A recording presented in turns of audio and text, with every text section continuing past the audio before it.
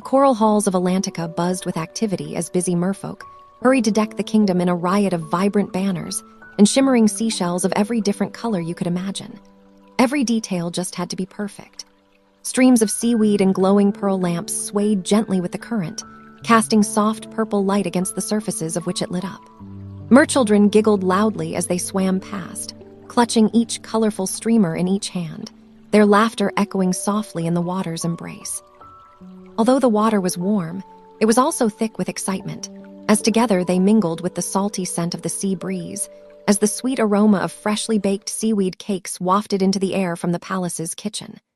Amidst the bustling, busy preparations moved Queen Athena.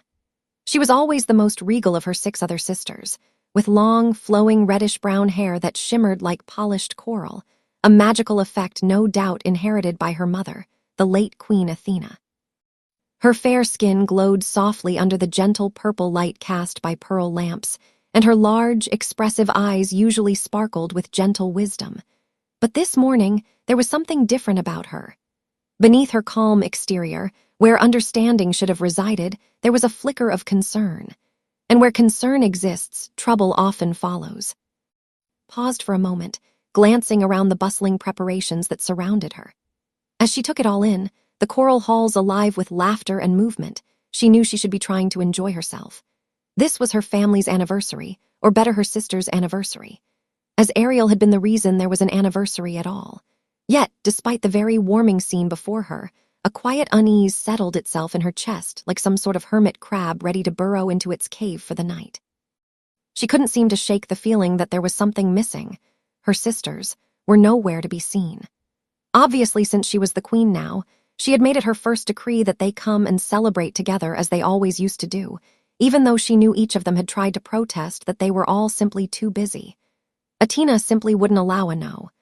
Eventually, after many protests, they had all given in and agreed to their eldest sister's demands. However, none had shown their faces yet, and it was getting awfully late to the big party. She slowly let out a sigh, trying to push away the rising tide of worry. But deep down, she sensed that this day's joy might be hiding secrets she wasn't yet ready to confront, secrets that could change everything. Slowly, she let out the breath she had been holding and tried to steady herself in the only way she knew how. Before her father, King Triton allowed her to truly take over the throne. He had left behind a book of helpful tips, advice whispering through the texts, in moments like these. As she read the text, she could almost hear his voice now, reminding her to stay strong, to keep her composure as best she could no matter what, and to remember that leadership was all about patience, about waiting for the right moment. But as much as she clung to those words, a faint whisper of unease persisted. Was she truly ready for what might come, or was her patience about to be tested in ways she had never imagined? The palace's shadows lengthened as the evening deepened, and with each passing moment, the silence grew heavier, an unspoken reminder that the secrets she sensed were waiting just beneath the surface, ready to emerge when she least expected. Suddenly, the faint sound of bubbles and water shifting echoed through the grand hall, soft, cautious, yet purposeful. Athena's heart quickened as her gaze sharpened. Who could it be? Her mind raced with possibilities, each more unsettling than the last. Could it be one of her sisters finally arriving? Would she find the gentle faces of her sisters behind those doors? Or was it someone bearing urgent news that could shatter the fragile peace of her kingdom and give a new name to the day that was supposed to be of celebration? Athena, my eldest. There in the doorway stood King Triton, his regal figure commanding yet softened slightly by age.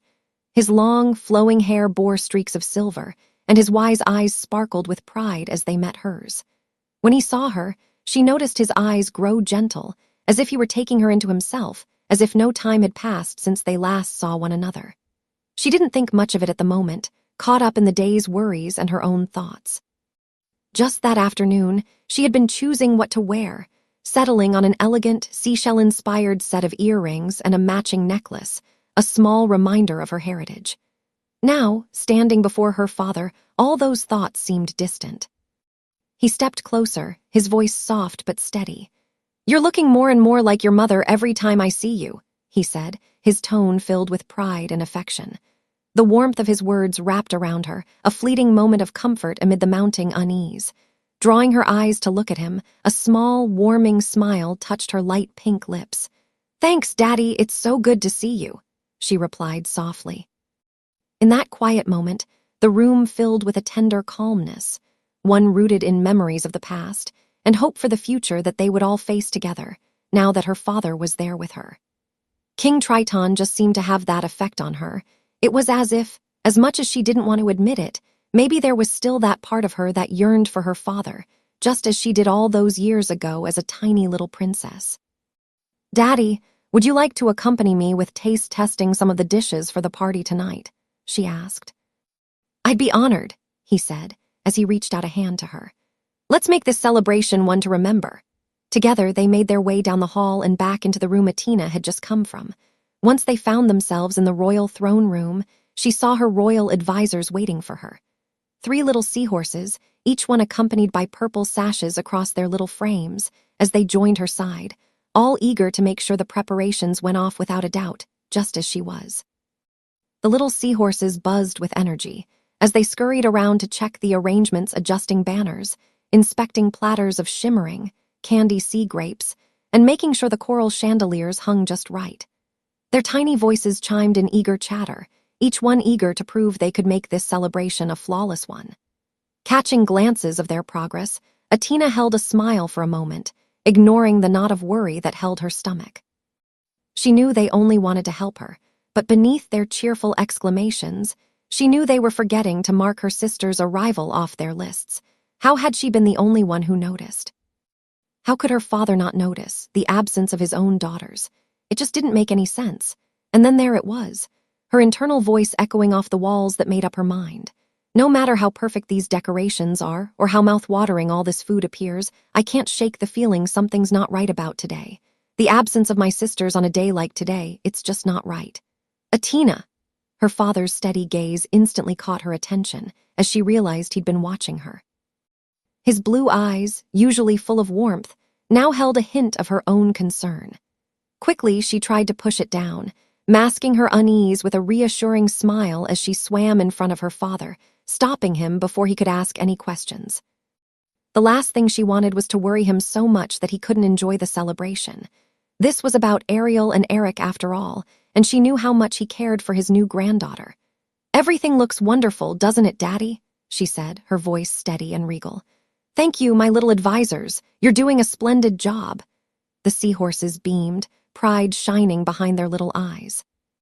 Yet as they scurried away to finish the tasks on their internal lists, Atina couldn't help but feel as if the real task was still unchecked.